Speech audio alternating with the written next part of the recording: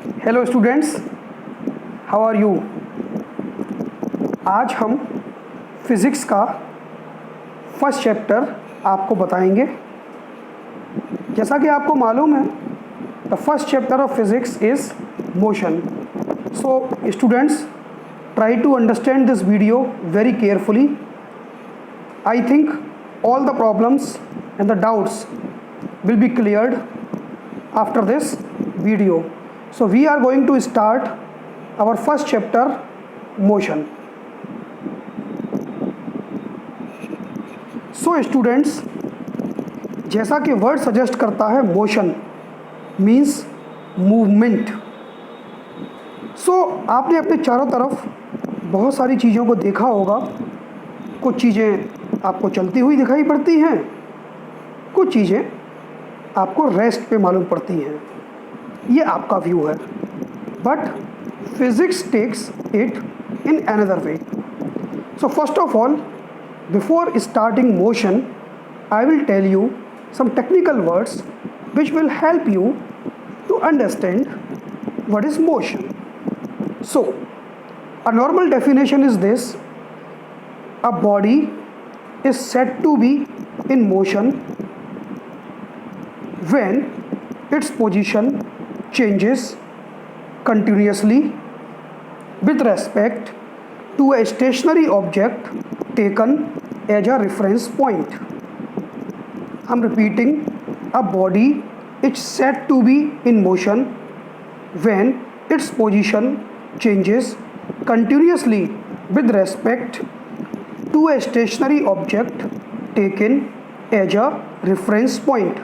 आप इसको ऐसे समझ सकते हैं कि आप किसी बॉडी को एक रेफरेंस पॉइंट लेते हैं और उसके रेफरेंस में कोई दूसरी बॉडी अपनी पोजीशन को कैसे चेंज करती है, उसके आधार पर हम ये बताते हैं कि कोई बॉडी मोशन में है या फिर रेस्ट में। सपोज़ आप किसी कार में बैठे हैं और उसकी स्पीड 60 किलोमीटर पर आवर है, एंड एक और दूसरी कार आपके ही साइड में 60 किलोमीटर पर आवर की स्पीड से आपके ही डायरेक्शन में चल रही है। मींस आप एक ही रोड पर एक ही डायरेक्शन में एक ही स्पीड से अगर 60 किलोमीटर पर आवर की स्पीड से चल रहे हैं तो आपको मोशन होता हुआ दिखाई नहीं पड़ेगा। इसको दूसरी तरीके से समझते हैं कि अगर हम कहीं पर भी रेस्ट पोजीशन पर, जैसे आप इस फिगर में देख रहे होंगे, हाउस है और ट्री है, ये दोनों एक दूसरे के रेफरेंस में मूव नहीं कर रहे हैं, तो ये रेस्ट पर माने जाएंगे। आप कहीं पर बैठे हैं और आपके बैठे हुए चारों तरफ जितनी भी बॉडी आपको चलती हुई दिखाई नहीं पड़ती हैं, it means they are at the rest. So अब मोशन दो तरीके का हो सकता है।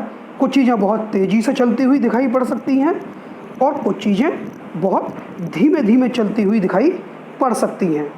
सो अगर कोई चीज़ बहुत तेज़ी से चलती है तो आपको मोशन ईज़िली आइडेंटिफाई हो जाता है, बट अगर कोई बॉडी बहुत स्लोली मूव कर रही है तो आपके लिए मोशन को आइडेंटिफाई करना इजी नहीं होता।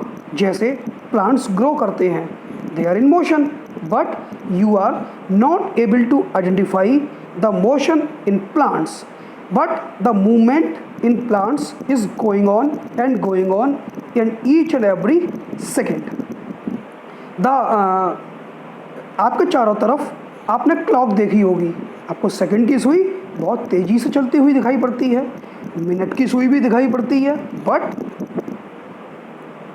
आवर वाली क्लॉक की सुई आपको आसानी से मूवमेंट करती हुई दिखाई नहीं पड़ती, because the hours hand of the clock is moving very slowly. So this is the motion. I am repeating, a body is said to be in motion. A body is said to be in motion when its position is changing continuously with respect to a reference point. किसी भी reference point के comparison में अगर body की position change हो रही है तो हम उसे मोशन बोलते हैं। Now distance and displacement. Student, रोज़मर्रा की ज़िंदगी में हम इसको बहुत आसानी से समझ सकते हैं। So first of all, distance और डिस्प्लेसमेंट दोनों ही दूरियां हैं। It is a length. So the unit of distance and displacement is metre in SI unit. अब now the question arises, what is the difference between distance and displacement? So first of all, the normal definition of distance is the actual length covered by a body is known as distance. Suppose इस figure में अगर आप देखें, distance कोई body A से B तक C तक जाती है, C से B तक जाती है और B से वापस A तक आ जाती है, तो डिस्टेंस कितनी कवर करी? A से C 4 किलोमीटर, C से B 3 किलोमीटर और B से A 5 kilometre. Means 4 + 3 + 5, 4 + 3 + 5, this equals to 12 kilometer. This is the actual distance covered by the body. But the person starts from A and comes back on A. So the displacement of a person is 0. Displacement word अपने आप में suggest करता है कि इसका मतलब क्या है, अपने प्लेस से हटना।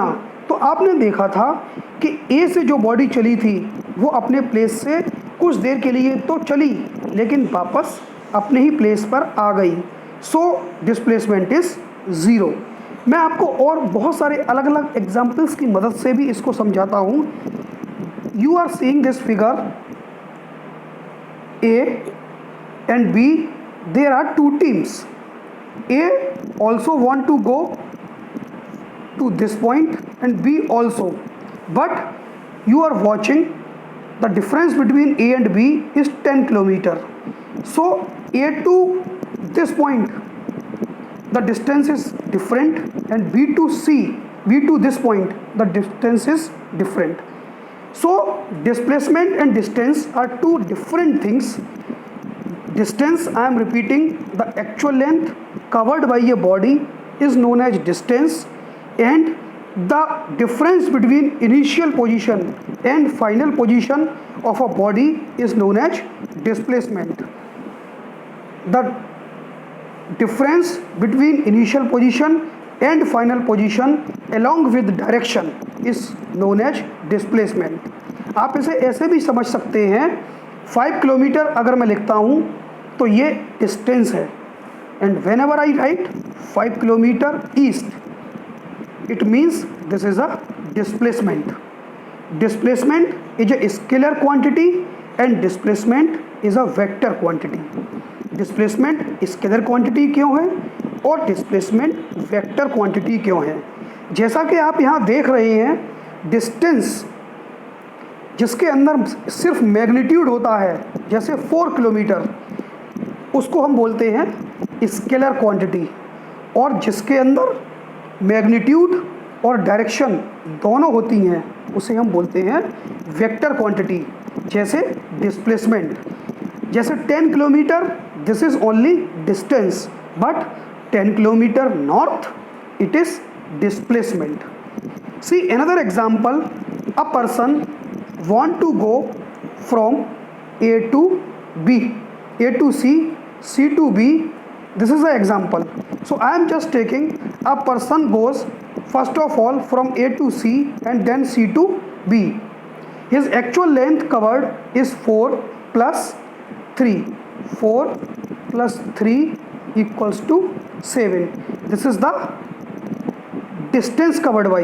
But whenever we want to calculate the displacement, we will go to the shortest path, which is 5 kilometer.